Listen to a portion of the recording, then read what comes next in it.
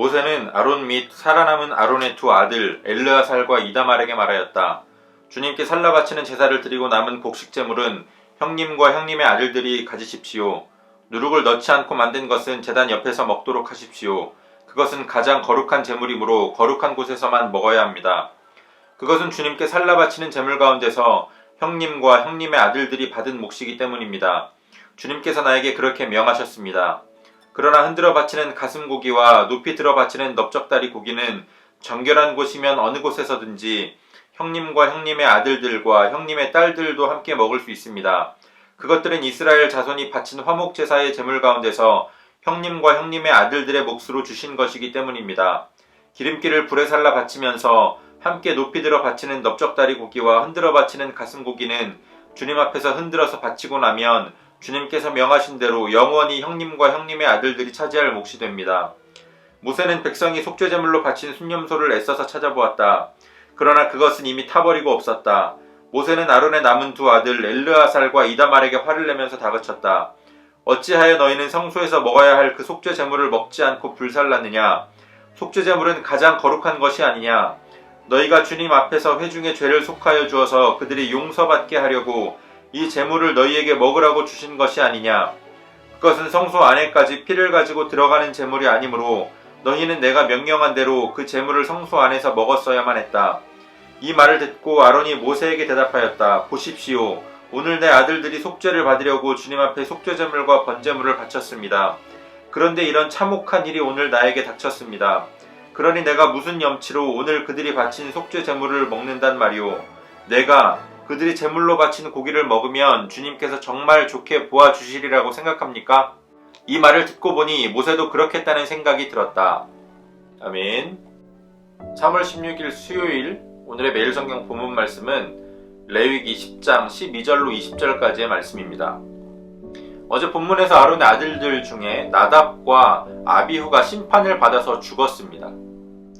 모세는 계속해서 아론과 남은 제사장들, 아론의 남은 두 아들인 엘르아살과 이다말에게 하나님의 명령을 계속해서 가르치고 있습니다. 분명히 나답과 아비후의 죽음은 매우 충격적인 일이었습니다. 그렇기 때문에 이들은 더욱더 모세가 가르쳐주는 하나님의 명령을 집중해서 주의 깊게 들었을 겁니다. 그들은 비록 슬픔을 겪고 있었지만 계속해서 제사장으로서의 역할을 이어가야 했습니다. 모세는 그들에게 소제의 제물과 화목제물을 먹는 일에 대한 지침을 가르치고 있습니다. 소제의 제물은 모세가 말하는 것처럼 가장 거룩한 것으로 아론과 그의 아들들만 먹을 수가 있었습니다. 그것도 가장 정결한 제단 옆에서 먹어야 했습니다.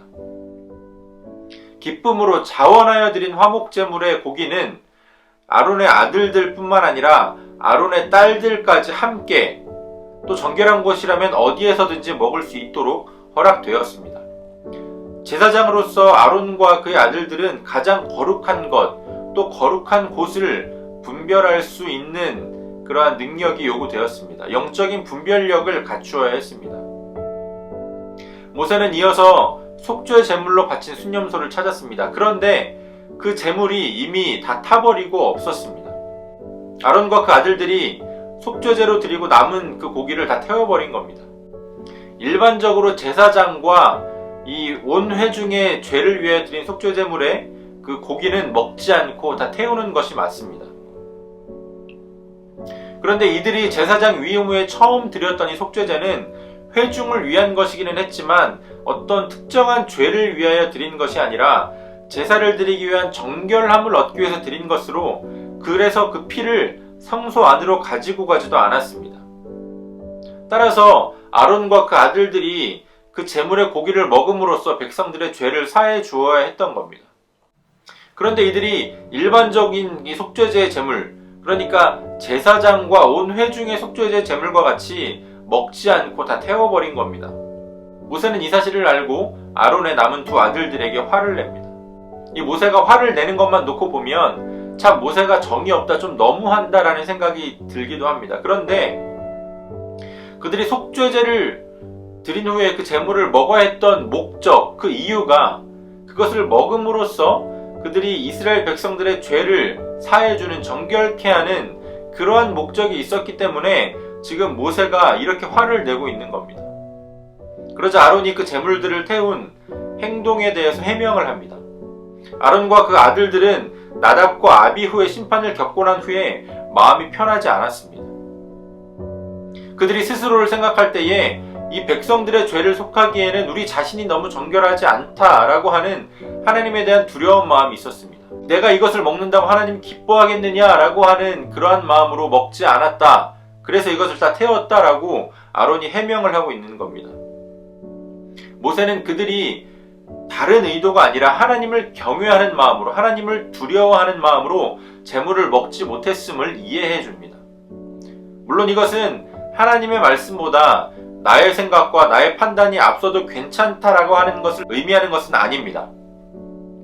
우리의 생각이나 우리의 판단보다 하나님의 말씀이 당연히 우선시 되어야 합니다. 그렇지만 아론과 그 아들들의 마음에는 심판을 받은 자신의 아들, 자신의 형제들을 보면서 우리도 그 제물을 먹고 백성들의 죄를 사할 만큼 깨끗하지 못한 죄인이다라고 하는 그 마음이 있었습니다. 제물을 먹음으로써 백성들의 죄를 사해야 했지만 제물을 태우는 것도 똑같이 죄를 없애는 결과를 가져옵니다. 자신들의 죄에 대해서 더 가혹하게 판단을 하고 제물을 태운 그들의 마음을 모세가 이해해 준 겁니다. 율법의 근본 사상은 문자가 아니라 마음에 있습니다. 하나님을 향한 올바른 그 마음의 중심이 서 있다면 우리의 삶에는 하나님의 은혜와 긍휼이 임합니다. 하나님은 우리의 연약함을 아시기 때문입니다.